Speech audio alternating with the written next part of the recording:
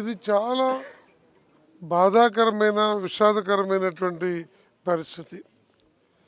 ఈనాడు రాష్ట్రంలో చంద్రబాబు గారి ప్రభుత్వం ఉంది అంటే అది అమరావతి రైతుల పోరాటం 80% ఇదే ఆక్సిజన్. అమరావతి రైతుల యొక్క సంక్షేమం ఈ రాష్ట్ర ప్రభుత్వం యొక్క ప్రథమ కర్తవ్యంగా ఉండాలి.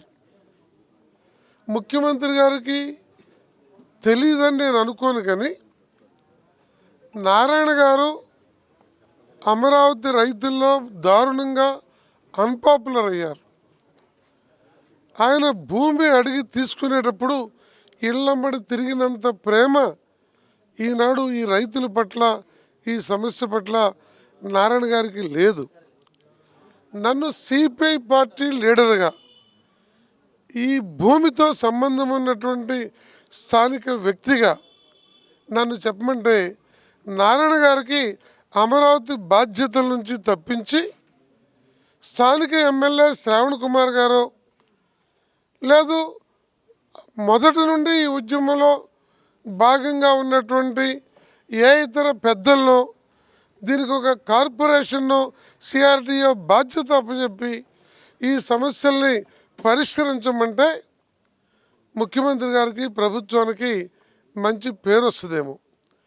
అలా కాకుండా 100 వ్యాపారాల్లో, ఉద్యోగాల్లో ఇది ఒక భాగంగా మిగిలిపోయిన నారాయణ గారిని ఈ బాధ్యతల నుంచి తప్పించకపోతే చంద్రబాబు గారికి ఇంకా అపఖ్యాతి మూట కట్టుకునేటువంటి పరిస్థితి వస్తుందని నేను నమ్మి చెబుతున్నా.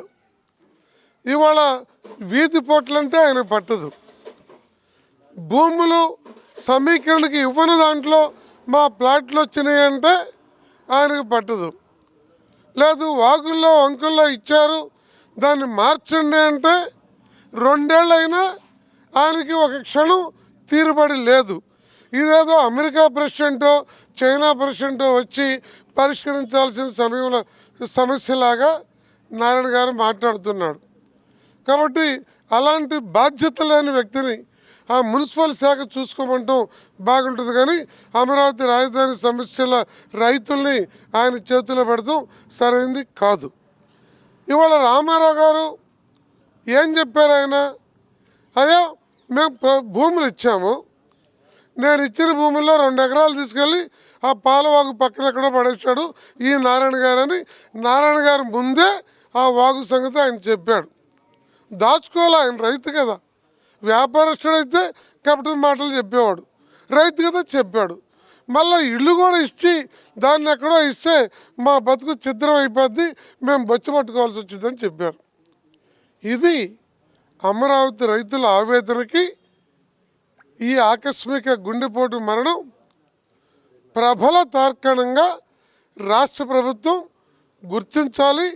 అలాంటి ప్రభుత్వం యుద్ధ ప్రాతిపదికన పెంబసాని గారు కొంత మంచి ప్రయత్నం చేస్తున్నారు, 3 టీం పెట్టారు, బాగానే ఉంది. కానీ నారాయణ గారిని మాత్రం తప్పించకపోతే నష్టం జరుగుతుంది.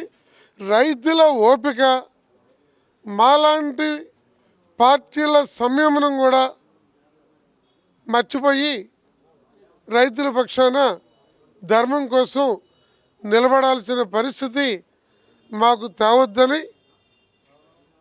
సముచితమైనటువంటి న్యాయం రేపటికి ముఖ్యమంత్రి గారి నుండి రామారావు గారికి ఎక్స్గ్రేషియా కూడా ప్రకటించాలని, ఏవైతే ముఖ్యమంత్రి గారి ముందు చెప్పలేక కొన్ని చెప్పారో ఆ సమస్యలన్నింటినీ సత్వర పరిష్కారానికి మరొక మరణం చూడకుండా చూడాలని కోరుతున్నాం.